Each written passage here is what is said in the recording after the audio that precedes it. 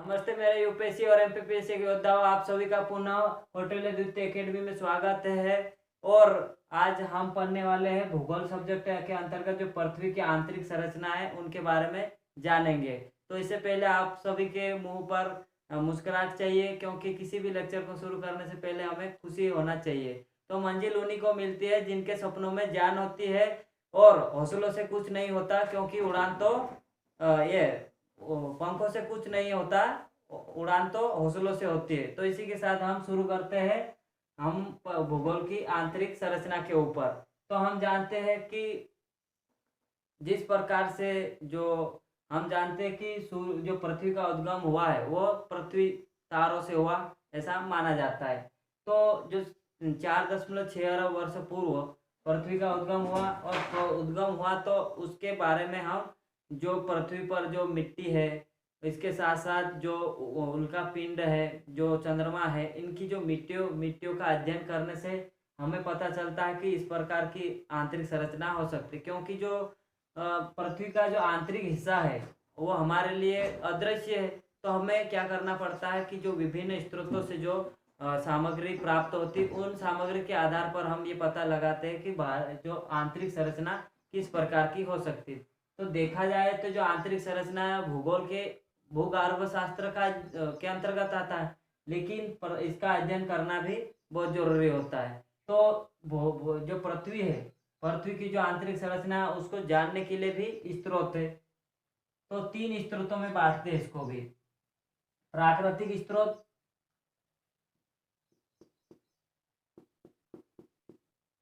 प्राकृतिक स्रोत, अप्राकृतिक स्रोत,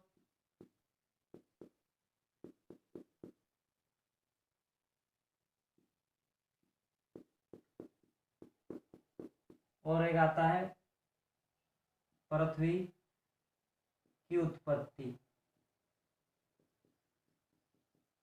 से संबंधित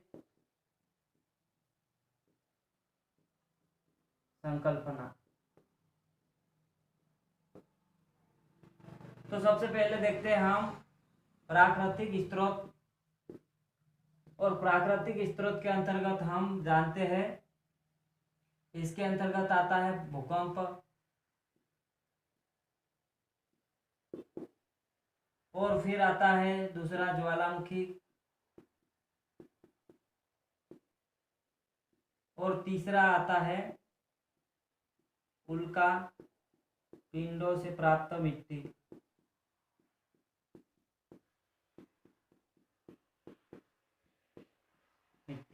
तो इनके आधार पर हम ये पता लगा सकते हैं कि पृथ्वी की आंतरिक संरचना किस प्रकार से हो सकती है।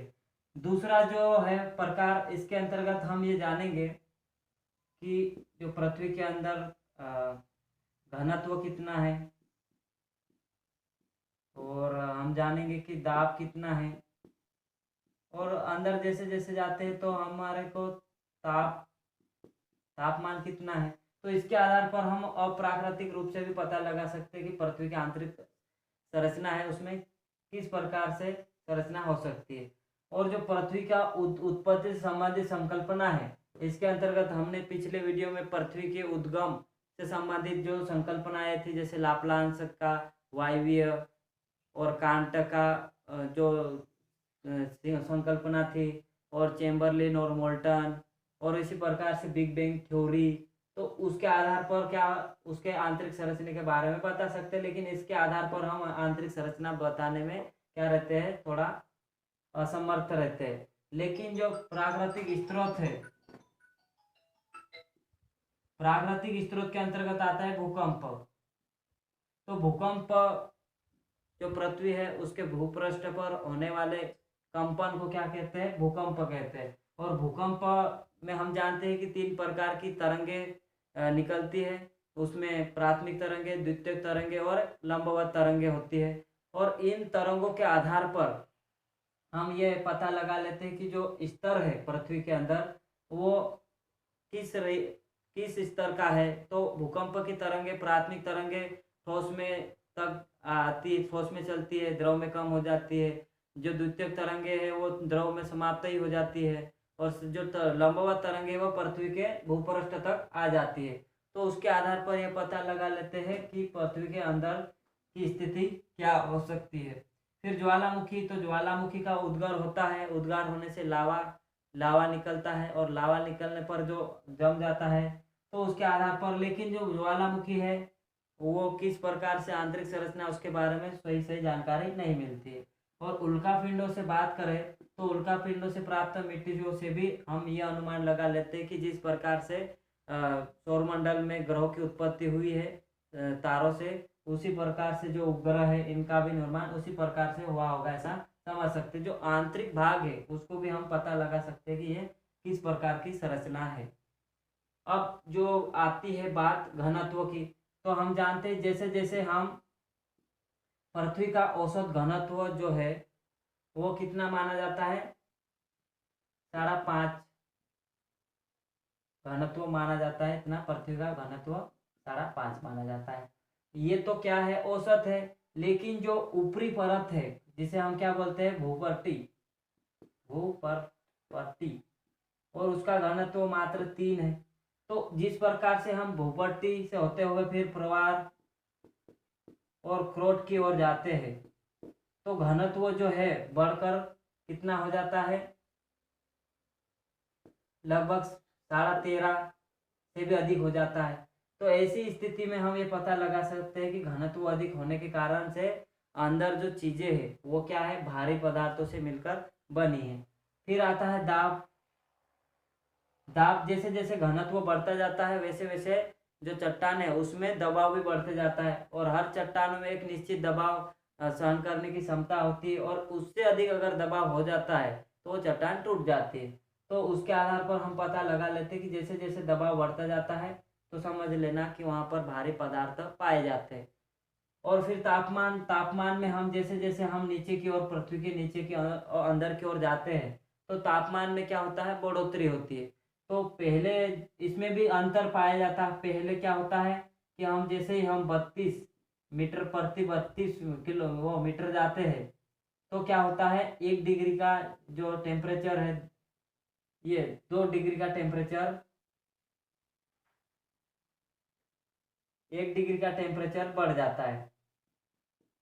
और जैसे जैसे हम 100 किलोमीटर तक अंदर जाते हैं, तो टेम्परेचर जो है वो कितना बढ़ जाता है, 3 डिग्री प्रति किलोमीटर बढ़ जाता है। और वैसे ही हम आगे बढ़ते हैं 300 तक, 300 किलोमीटर नीचे, तो ऐसी स्थिति में ना प्रत्येक किलोमीटर पर क्या होने लग जाता है, 12 डिग्री हो जाता है। फिर आगे बढ़ते हैं तो टेम्परेचर क्या होता है, वो अलग अलग बदलता रहता है। और बदलने के कारण से क्या होता है कि हमें यह पता चल जाता है कि आंतरिक भाग में भारी पदार्थ पाए जाते हैं, और भारी पदार्थ पाए जाते हैं, इसके आधार पर हम पता लगा लेते हैं कि जो अंदर की जो संरचना है वो किस प्रकार से हो सकती है।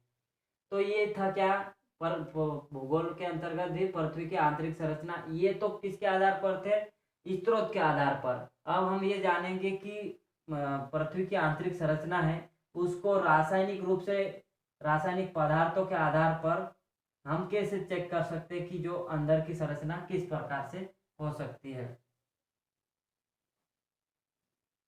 और इसके लिए international union of geodesy and geophysics एक इंटरनेशनल संस्था है, जिसके आधार पर उसे बांटा गया है, 3 भागों में बांटा गया है इसको भी।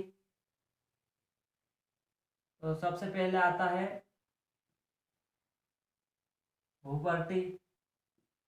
भूपट्टी, जिसे इंग्लिश में क्या कहते हैं, क्रस्ट। और जो फिर आता है प्रवार, जिसे क्या कहते हैं, मेंटल भी बोलते हैं इंग्लिश में, मेंटल। और फिर तीसरी बात आती है क्रोड, या कोर भी बोलते हैं, या क्रोड भी बोलते हैं, इंग्लिश में इसको क्रोड बोलते हैं। तो इस प्रकार से 3 भागों में हम देखते हैं। और रासायनिक आधार पर देखते हैं, रसायन मतलब इसके अंतर्गत कौन कौन से खनिज पाए जाते हैं, कौन कौन से तत्व पाए जाते हैं, उसके आधार पर इसे बांटा गया है। और जैसे जैसे हम भूपट्टी से मेटल में जाएंगे, मेटल से फिर क्रोड में जाएंगे, तो उनके बीच की जो संरचना है वो क्या होती जाती है, उसमें भूकंप की जो तरंगे है वो भी क्या होती जाती है, बदलती जाती है। तो जो सबसे पहले हम ये जानेंगे कि भूपट्टी है वो जो international union geodesy and geophysics के अनुसार इसको जो औसत मोटाई है वो 30 किलोमीटर मोटी ऐसा माना जाता है। मोटाई में कितनी है, 30 किलोमीटर, लेकिन अन्य स्रोतों से 100 किलोमीटर तक माना जाता है,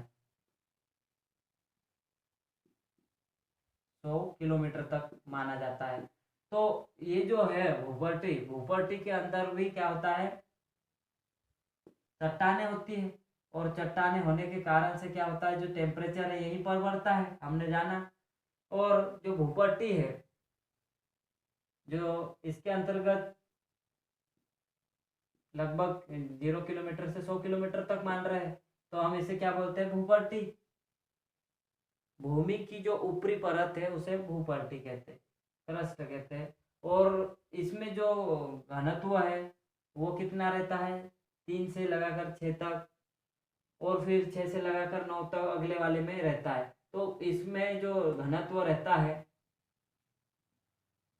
घनत्व वो कितना रहता है, कम ही रहता है। और इसके आधार पर घनत्व है 2.7 से लगाकर 3 तक रहता है। और जो भूकंप है, भूकंप की जो गति है इसमें वो 6.1 से लगाकर 6.9 तक होती है रिएक्टर पैमाने पर इसकी तीव्रता। तो इसको है ना, भूपट्टी को भी 2 भागों में बांटते हैं, ऊपरी भूपट्टी, ऊपरी भूपट्टी, भूपरपट्टी, और निचली भूपट्टी, निचली भूपरपट्टी। तो इनमें जो घनत्व में अंतर पाया जाता है, ये जो अंतर है, इसी के अंतर को क्या कहा जाता है, मतलब इसमें घनत्व में अंतर पाया जाता है, इसीलिए इसे क्या बोलते हैं, कॉनराड असंबद्धता, कॉनराड असंबद्धता कहते हैं। तो यही क्वेश्चन भी पूछे जाते हैं कि जो ऊपरी भूपट्टी और निचली भूपट्टी है उसके बीच जो घनत्व में अंतर पाया जाता है उसे क्या कहते हैं, तो वो आता है कॉनराड असंबद्धता। अब जो बात आती है, यह तो क्या थी, भूपट्टी की बात। अब आता है मेटल की बात या प्रवार की बात। तो यह कहाँ से कहाँ तक है, लगभग 200 से लगाकर 2900 किलोमीटर तक इसे माना जाता है, इसको प्रवार को। और एक बात और छूट गई, जो भूपट्टी के अंदर जो खनिज पाए जाते हैं उन्हें क्या कहा जाता है, सियाल कहा जाता है, सियाल। तो सी से क्या हो जाएगा, सिलिकॉन, और जो याल, याल से हो जाएगा एल्यूमिनियम। 2 खनिज पाए जाते हैं, इसीलिए इसे सियाल भी कहते हैं ऊपरी भूभाग को। और फिर आता है मेटल, और मेटल को क्या कहा जाता है, सीमा कहा जाता है रासायनिक भाषा में। तो सी से क्या हो जाता है, सिलिकॉन, और मा से होता है मैग्नीशियम।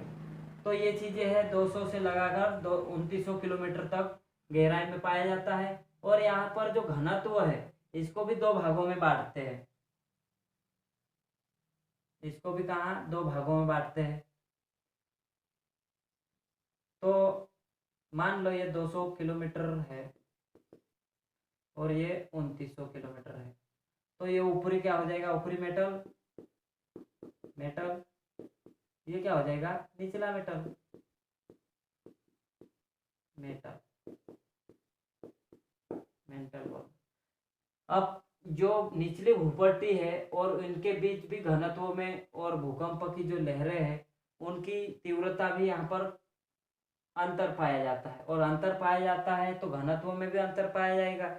और इसीलिए इसमें क्या बोलना चाहिए कि जो इसमें जो अंतर है वो भूकंप की यहाँ पर कितनी थी, 6.9 तक था। तो जो ये 6.9 से क्या हो जाएगा, 7 से कहाँ तक आ जाएगा, बीच में तक 8 8 तक तीव्रता तक आ जाएगा।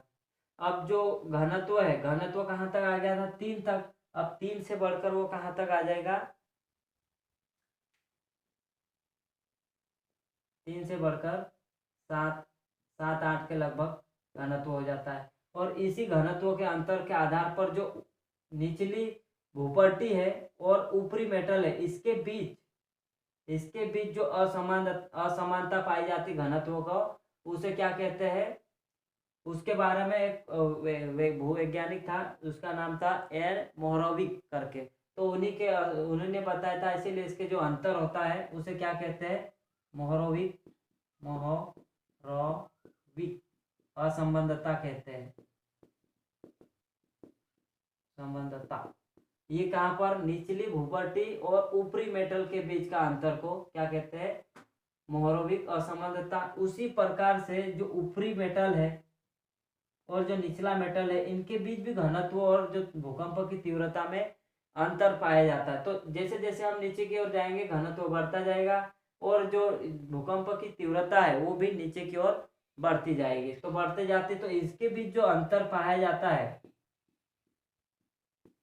उस अंतर को क्या कहा जाता है? रेपिपेटी असंबंधता कहते हैं इसको।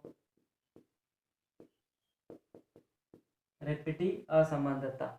अब उसी प्रकार से आगे की ओर हम जानेंगे तो इसे सीमा कहते हैं, ये हमने जाना। और जो मेटल है, मेटल में जो भारी धातु है, लोहा है, ये थोड़ा कम मात्रा में पाए जाते हैं, लेकिन जो सिलिकॉन है, मैग्नीशियम है, ये पाए जाते हैं। और इसमें ही जो एंथोनोस्फीयर है, एंथोनोस्फीयर मतलब जो पृथ्वी का जो लिक्विड भाग है, जहाँ से ये जो लावा निकलता है वो यहीं से निकलते हैं। फिर आता है क्रोट, तीसरा भाग, जो कहाँ से कहाँ तक? 2900 किलोमीटर से लगाकर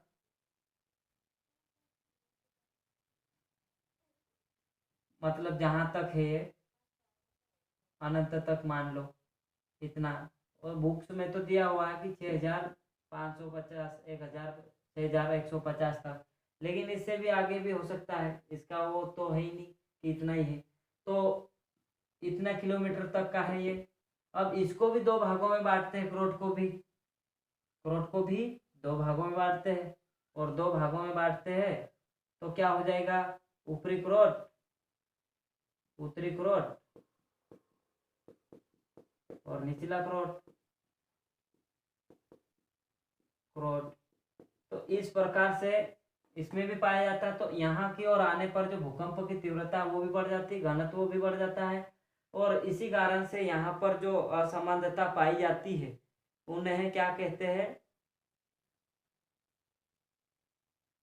ये जो निचला मेटल है और जो ऊपरी वाला क्रोट है, इनके बीच जो असमानता पाई जाती है उन्हें क्या कहते हैं? गुटेनबर्ग असमानता कहते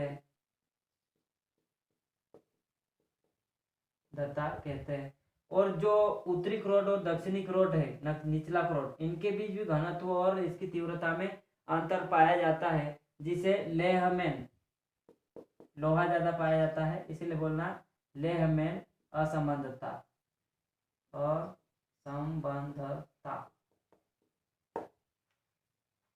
तो इस प्रकार से। और जो क्रोट है, क्रोट के अंदर रसायन की बात करें तो इसे नीफे कहते हैं। और नी से क्या होता है? निकिल। और फे से होता है आयरन, लोहा।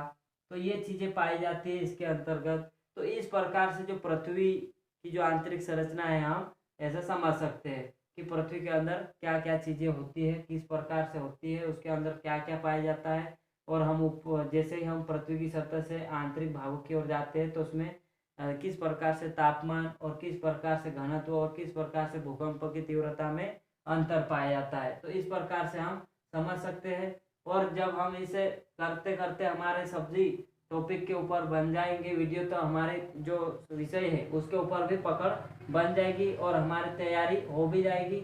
और साथ ही साथ जो हमारा टारगेट है वो भी हम पूरा कर सकते हैं। तो हमारे वीडियो को अंत तक देखें, तभी जाके आप लोगों को समझ में आएगा। और लिखते चले ताकि अच्छे से समझ में आए। धन्यवाद।